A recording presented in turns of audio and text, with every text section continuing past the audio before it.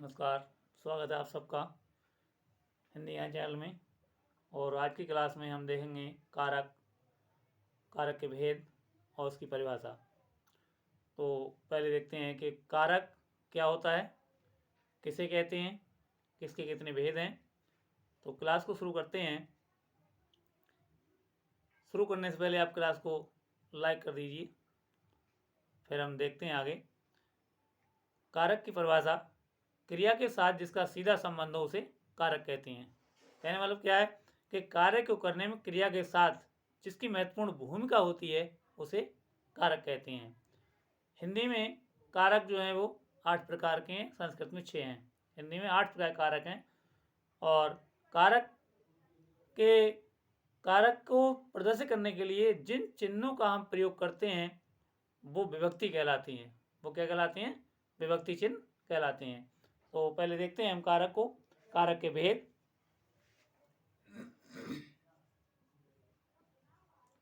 कारक के भेद इधर लिख लेते हैं कारक, इधर विभक्ति चिन्ह, विभक्ति चिन्ह, चिन्ह नहीं होता है, चिन्ह होता है। और अर्थ और लक्षण, अर्थ और लक्षण।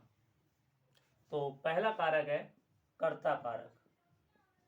कर्ता कारक चिन्ह होता है इसका ने, कर्ता ने, क्रिया अथवा कार्य करने वाला। लक्षण क्या है इसका? क्रिया या कार्य करने वाला। कार्य करने वाला मतलब जो कार्य करता है वो क्या कहलाता है? क्रिया के साथ जो कार्य करता है वो कर्ता कहलाता है। दूसरा है कर्म कारक।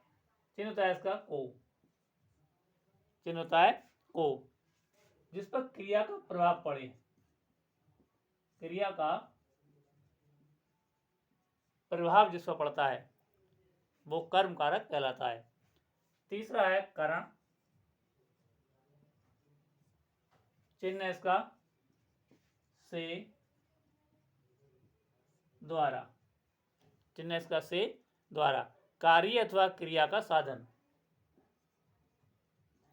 कार्य अथवा क्रिया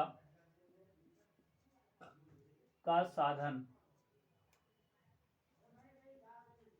क्रिया का साधन जिससे क्रिया सिद्ध होती है। चौथा है संप्रदान। चौथा है संप्रदान। इसका चिन्ह है के लिए, के लिए। देना अथवा प्रदान करने वाला। लक्षण क्या है उसका? या तो देना या प्रदान करने वाला, प्रदान करने वाला। पांचवा कारक है अपादान। चिन्ह इसका से, अलगाव की स्थिति में, अलगाव की स्थिति में। यहां लगाव होता है, यहां अलगाव होता है। और लक्षण क्या है इसके? लक्षण है पृथकता का प्रभाव। पृथकता का प्रभाव। लक्षण क्या है? पृथकता का प्रभाव। छठा है संबंध कारक। संबंध कारक। चिन्ह इसका का, की, के। और संबंध या संयोजन का भाव इसमें रहता है। संबंध या संयोजन का भाव, संबंध या संयोजन का भाव। सातवां है अधिकरण।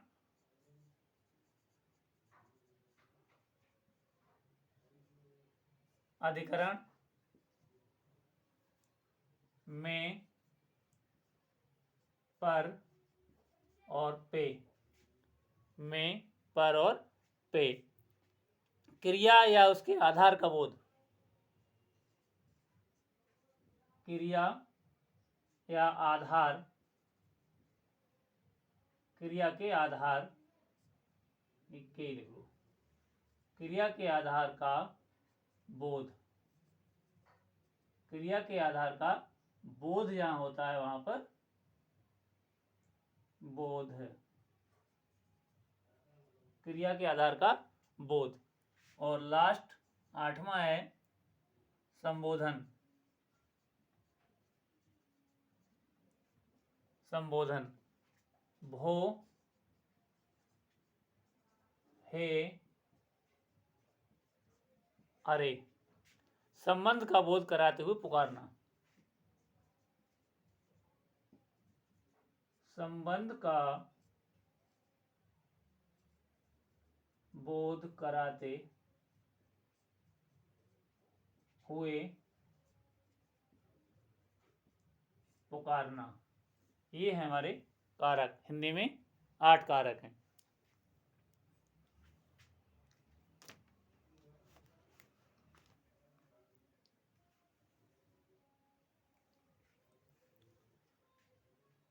अब एक एक करके देखते हैं।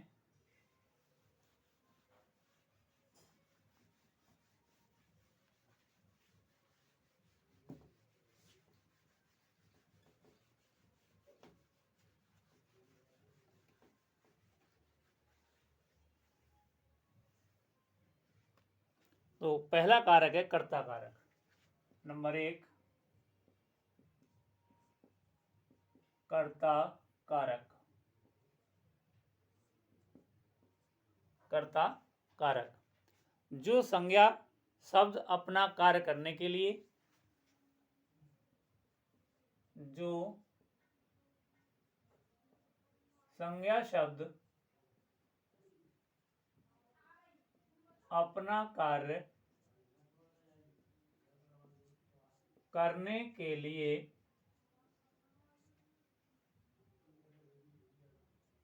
अपना कार्य करने के लिए किसी के अधीन नहीं होता है,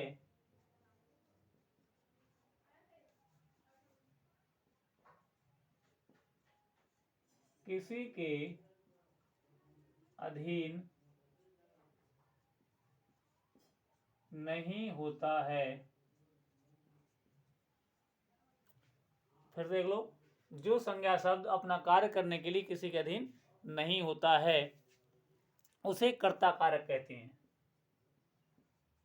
उसे कर्ता कारक कहते हैं, उसे कर्ता कारक कहते हैं। जैसे चिन्ह तो आपको मालूम है, इसका जो चिन्ह होता है ने, विभक्ति चिन्ह लिख लो यहां पर, इसका विभक्ति चिन्ह ने होता है, विभक्ति चिन्ह ने होता है। उदाहरण देखो, जैसे महात्मा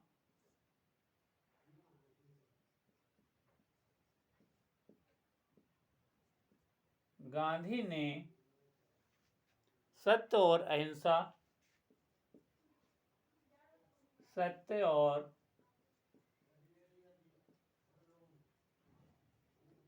अहिंसा की शिक्षा दी, सत्य और अहिंसा की शिक्षा दी।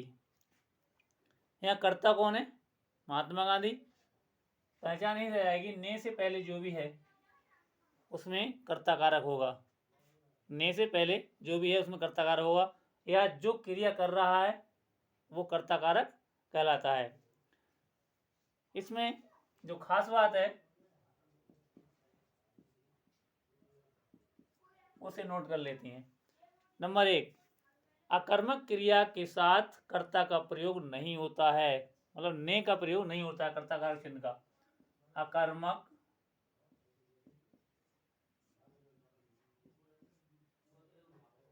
क्रिया के साथ कर्ता कारक चिन्ह ने का प्रयोग नहीं होता है। नहीं होता है। अगर क्रिया कर्मक है तो वहां पर कर्ता कारक चिन्ह का प्रयोग नहीं होगा। जैसे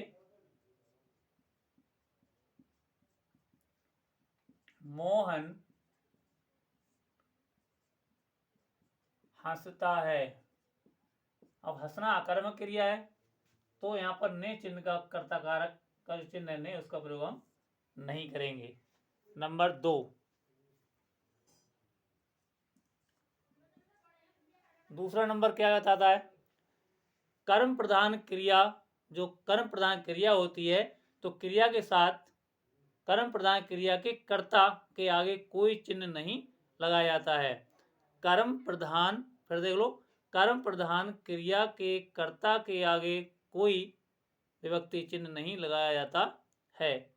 कर्म प्रधान क्रिया के कर्म प्रधान क्रिया के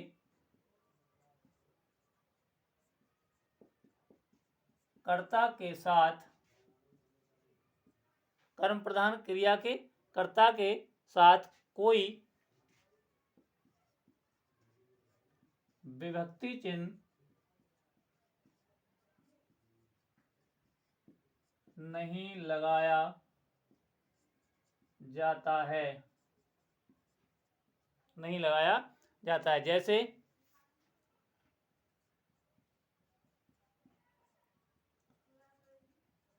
आम खाया गया।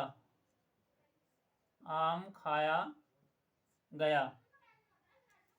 आम खाया गया। अब कर्म प्रधान वाक्य जहां पर होगा तो वहां पर हम कर्ता के साथ कोई विभक्ति चिन्ह नहीं लगाते हैं।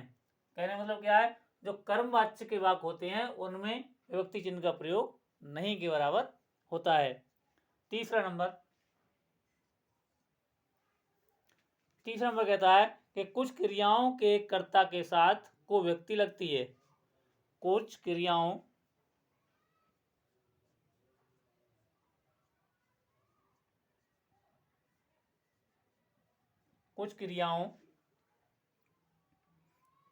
के कर्ता के साथ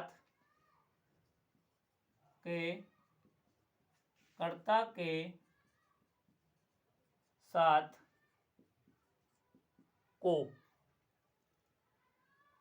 विभक्ति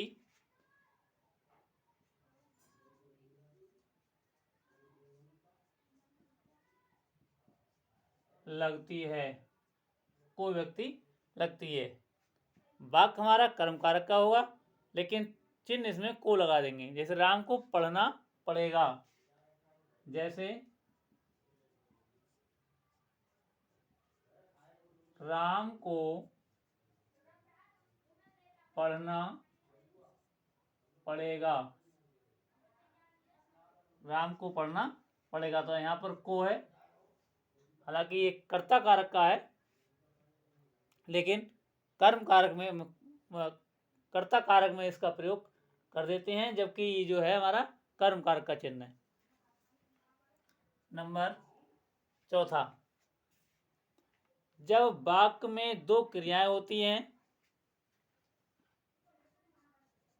जब वाक्य में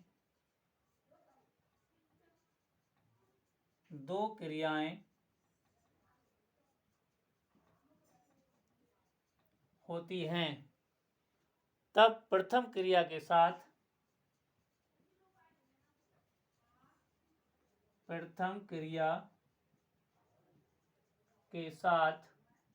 जब दो क्रिया होती हैं तो पहली क्रिया के साथ कर्ता मुख्य रूप में होता है। कर्ता मुख्य रूप में होता है। कर्ता मुख्य रूप में होता है और दूसरी क्रिया के साथ गौण रूप में, और दूसरी क्रिया के साथ गौण रूप में, गौण रूप में। जैसे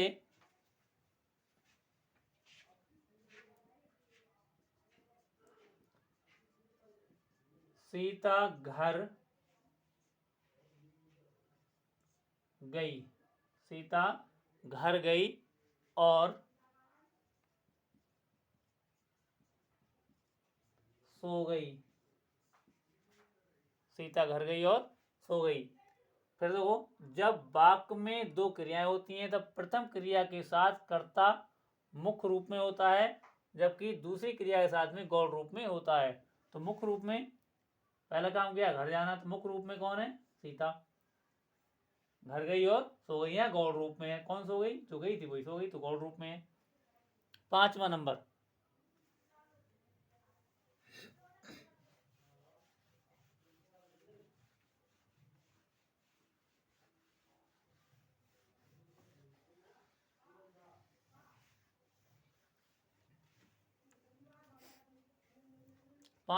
है क्रिया से पूर्व कौन या किसने लगाने पर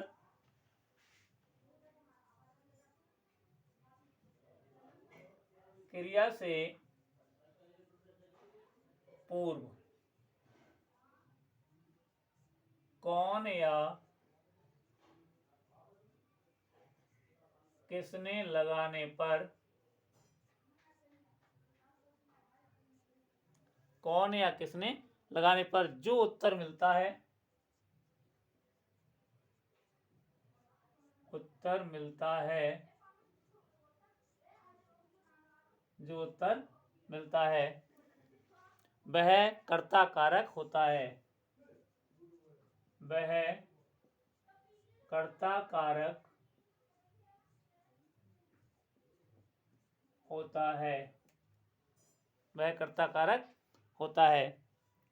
जैसे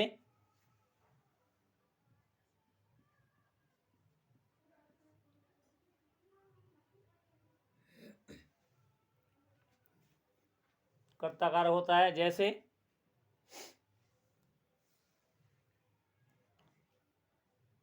किसने मारा,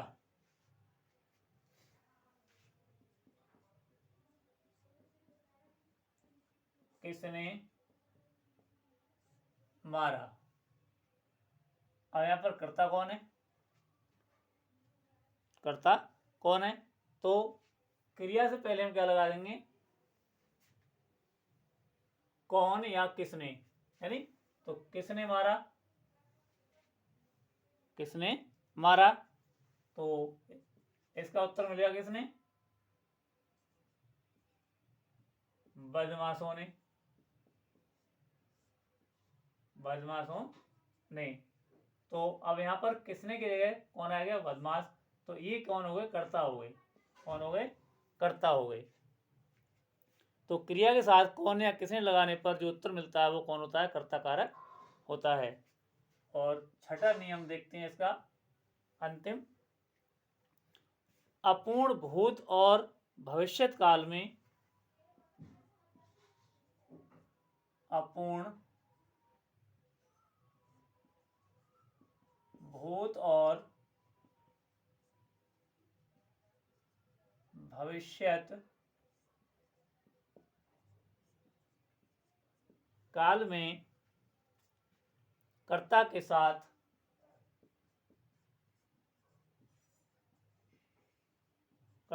साथ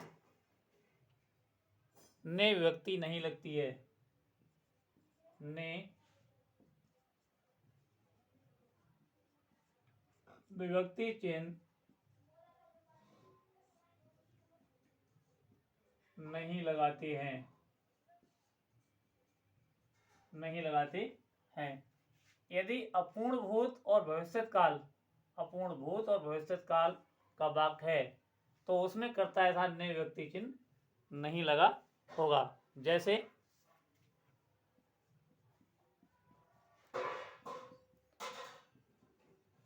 राम घर जाएगा, राम घर जाएगा। श्वेता खा रही होगी, श्वेता खा रही होगी। अगर इसमें पूछता है कर्ता कौन है, तो कर्ता कौन, श्वेता है, इधर कौन है, राम है। तो इन वाक्यों के साथ में हम ने व्यक्ति चिन्ह का प्रयोग कभी भी नहीं करते हैं, ने व्यक्ति चिन्ह का प्रयोग हम नहीं करते हैं। तो ये था कारक नंबर 1, जिसे हम कर्ता कारक कहते हैं। आज की क्लास में यही, और अगली क्लास में फिर हम आपको कर्म कारक, कर्ण कारक, संपदा कारक आदि के बारे में बताएंगे। तब तक के लिए नमस्कार।